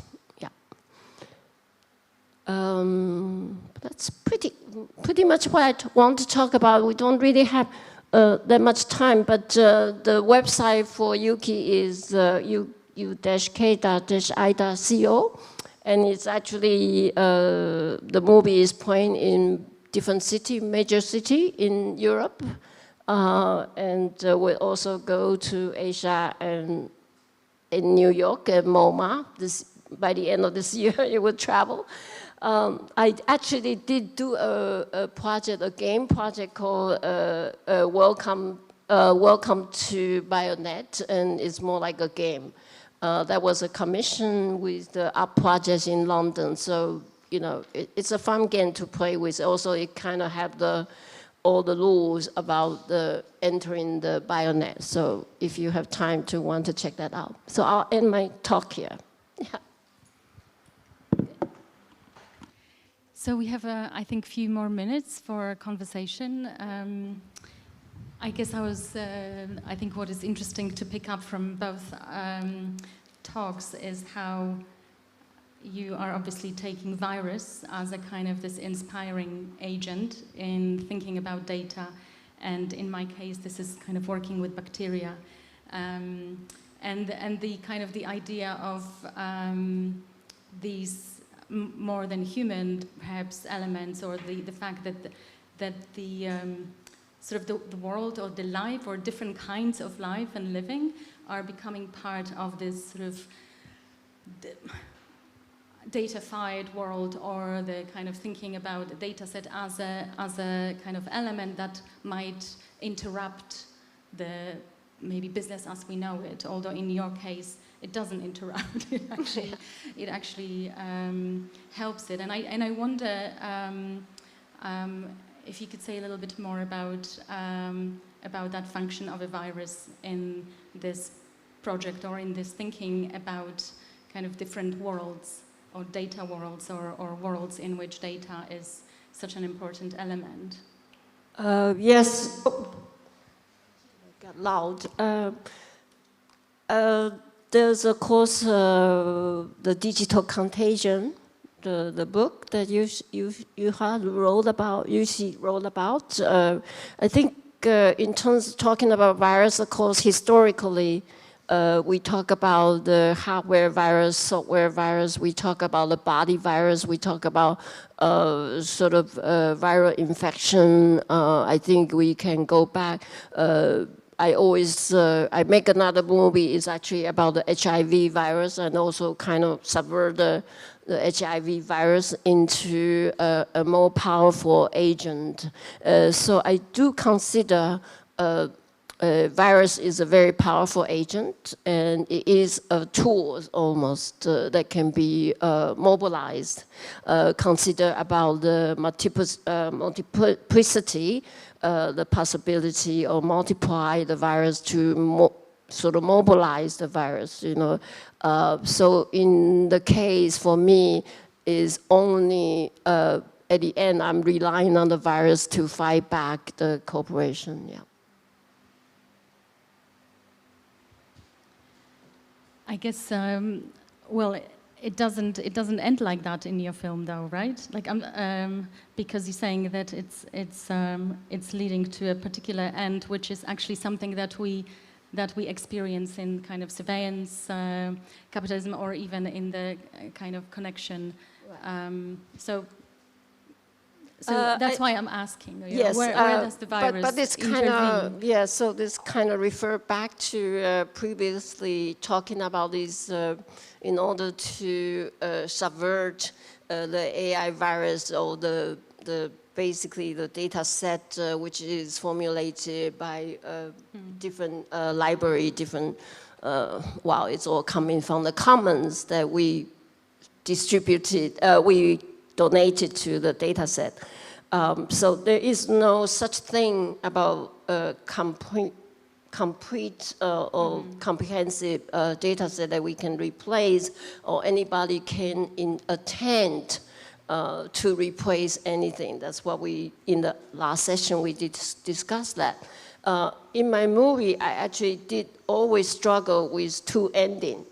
You know, so I actually, in the beginning, I called the movie sort of more like an interrupted cinema, because I want to be, at the end, 10 minutes before the film ends, I want to have a 10 minutes that kind of let audience play a game using mobile phones. So, of course, it will be a kind of two ending, either the corporate won or the virus won. So anyway, I think I didn't realize that concept. So, so I could only do it more optimistically, hoping that the virus would do something, right? Yeah. I think it's an important kind of quality that we need to realize in data, that there is ambiguity to it, right? That there isn't one like predicted way, like in these ideas of kind of that big tech is pushing to us, right, of how these technologies can be used. It's not just one way of using this technology, and I think that's quite important to kind of include that in the discussion a little bit more. And I also sort of think about this clip of yours where you show us the recombinant going into the waste, right? And also this idea of waste, what is considered waste, and also how waste is another form of living too, right? And so to me, it's kind of interesting to think about kind of this relation between sort of clean data and the wasteful data, or what you mentioned earlier, right? What is captured, what is considered valued in the way in which refugees are registered or included, how they are included in the data set. But I don't know how much time we have.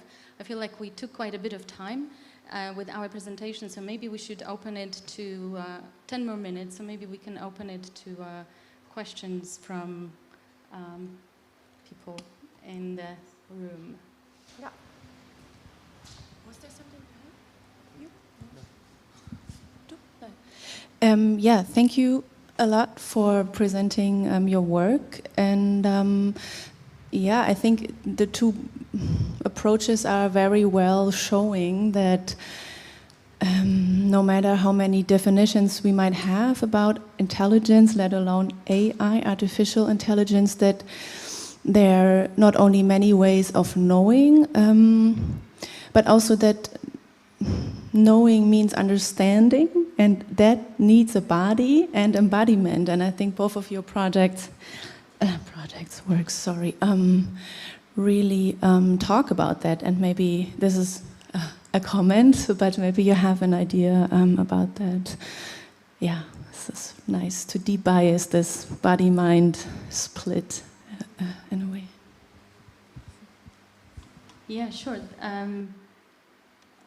For sure, body is a kind of element of knowing, and I think someone saying that it's the last frontier of these technologies, right? But I think that has been already bodies has been already broken into these technologies. They have become part of these technologies in different ways, and perhaps sometimes they have become part of these technologies in ways that are not sort of sensational, right? But are very kind of almost under the skin when introduced in a very, very mundane way into, I mean, like even if we go back to pandemic, right? And certain technologies that were immediately accepted and included from Zoom to contact tracing and so on, right? So these kind of, when we think of these technologies, and if we wanted to think about these technologies the way that big tech wants us to think about them, indeed, we think about kind of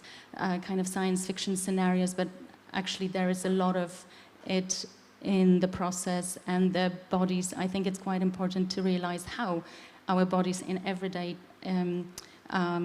engagement with technologies, how we already kind of implicated in them, how we are kind of pulled into them, simply because there is no other option, right? Like even payments or going to see our doctors and so on and so forth. And I think it's so kind of telling in terms of that these technologies act upon our lives, yet we feel so completely alienated from them. And I think that's something that really needs to be broken. And the people who are able to feel it are unfortunately unprivileged people, right, who are in these kind of places where these technologies are very brutally pushed upon them, whereas we are still in a somewhat privileged position that we can experience them in a less violent way, which doesn't mean that they are less violent, right? And I think it's important to kind of realize that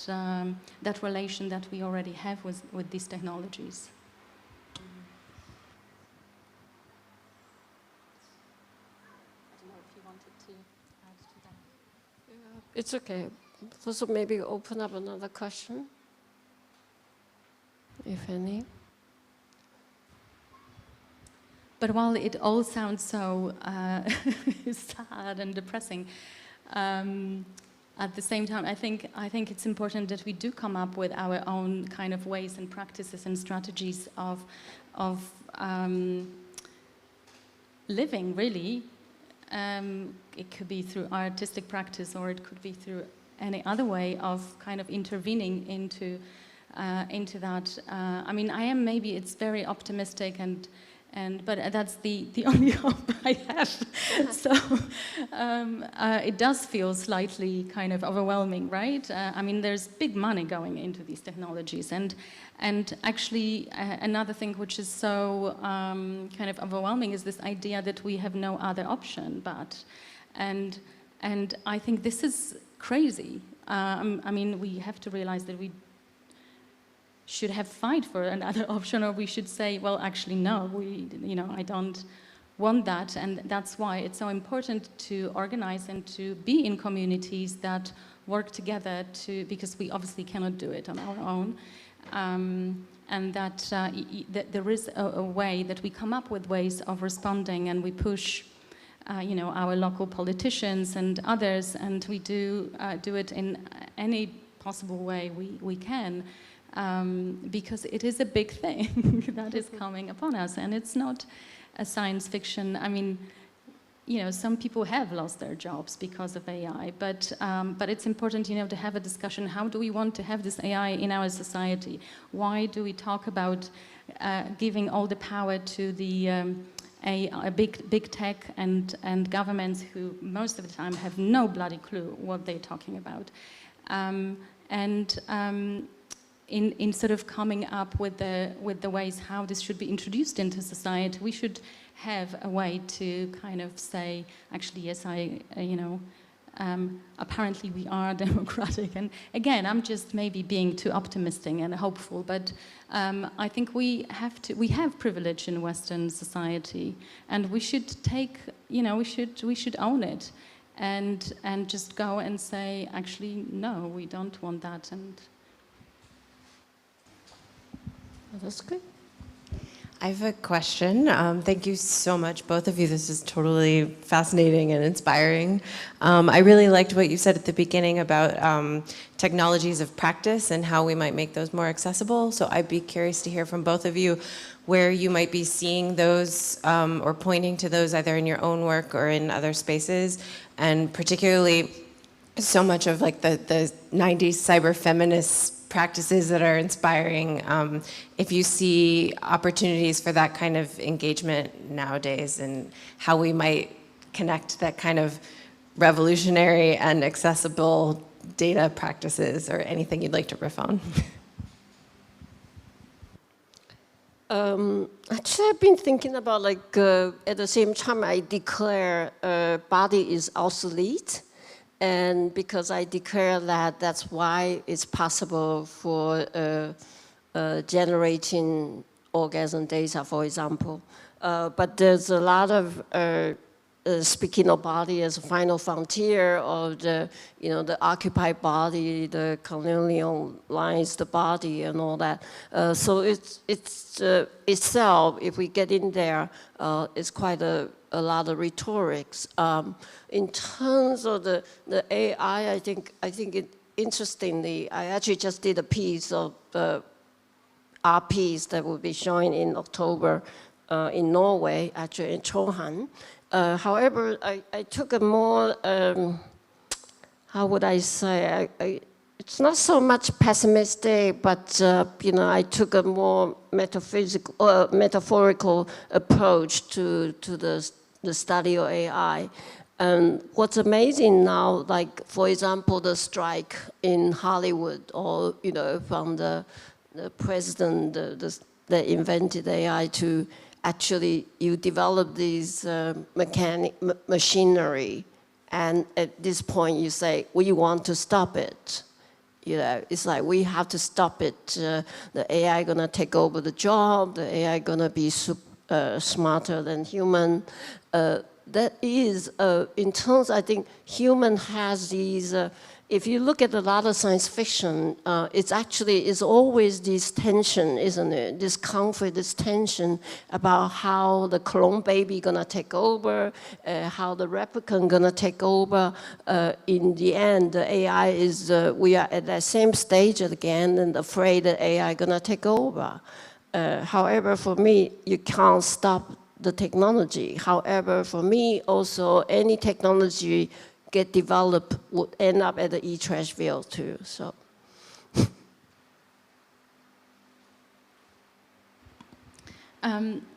Yeah, I think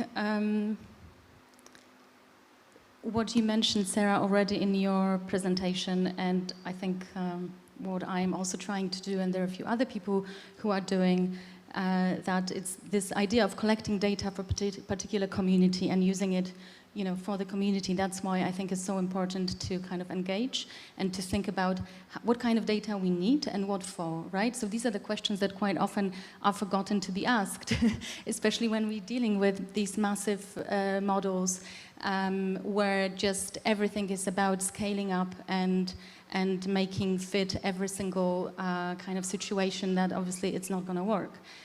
So I think that these technologies are useful and important, but perhaps being slightly more modest about, it's not about big money, but maybe about kind of actually pushing some social issues and similar things rather than kind of cashing in big time, right?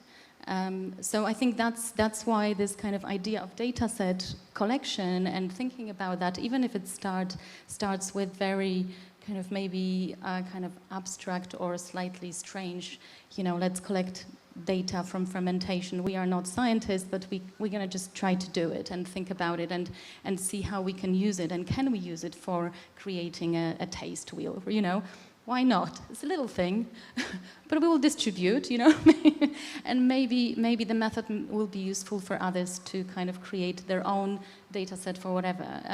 So I think maybe that kind of way of thinking is missing a little bit in this industry. Yeah, I will start talking about kind of like a puzzles of resistance, So it's a bit like imagine, like all the time we were talking about, like the other day someone suddenly mentioned Monsanto, for example, the big corporation that actually pretty much taken over all the farmland and building this big farmland and the small farmer.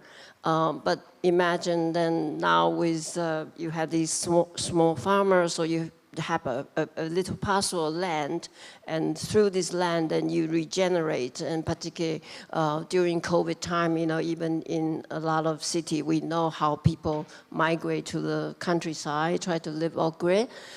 So in any way, I think whichever way you are doing, it represents a parcel of resistance, and I would not think it should be dismissed. It should really be highlighted to say whatever each one of our effort is part of these parcel. Eventually, maybe but we don't really need to build a big farm anymore, right? So, okay. Yeah. My question can sound a little bit provocative, and I'm realizing that I can become a devil's advocate here, but let's take it as like philosophical training in a way. You mentioned about this inevitable future of data collecting, AI, and so on and so forth.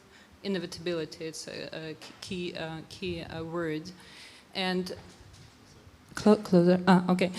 And we all quite recently faced this situation with outbreak of COVID and mass vaccination. And we know that part of society, we call them anti-vaxxers. So some of them, they were probably driven by some conspiracies, super anti-scientific ideas. But some of them, they refuse to go under this thing seriously, thinking that it violates their democratic rights. And both of them very soon became social pariah. Taking it as an example and thinking about this inevitability of data collection and AI, I can assume that if we start to, like, it also can be announced that it's all for social good, and if you start to actively refuse, actively negate, you also can become a social pariah. I'm very curious about what do you both think about it, and how we still can build communities taking these examples already, which has happened to us in account. Thank you. You know, to me, I think we are already at that point a little bit, you know, that with AI, that, I mean, it is introduced to us as something that is for good of the people, right? So that's why it is so important to do, not to kind of educate ourselves, right? And to think about, okay, what does it mean, good of the people? What kind of good is it? You know, can we have an answer to that question? Because at the moment, what is being proposed, especially in these kind of, all these people, you know, who have been defined as task real, right? So transhumanism, long-termism, and so on. So a lot of people who are connected to AI industries who are also building on ideas of eugenics and similar. So the good of the people is framed in a very particular way, right? That is, that has a lot of racist ideas behind it and so on. I think we need to go deeper with that question and say, not ask it generally, but actually, okay, what kind of good are we talking about? Who is part of that good? And, you know, how do we feature? You know, what communities are included, who is excluded? That would be probably my immediate answer to your question at this point.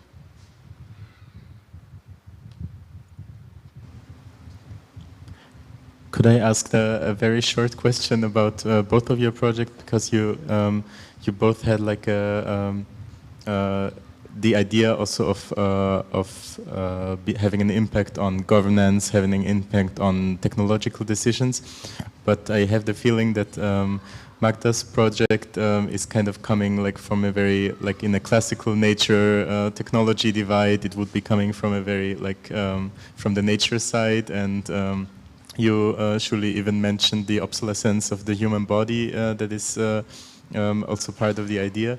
So I was wondering, like how actually you also imagine the impact and the translation towards something that is maybe going towards influencing a political decision or a technological decision in a broader sense from your projects, or if you even think of that. It's not necessary to think about it. Call this a small question? You call this a small question?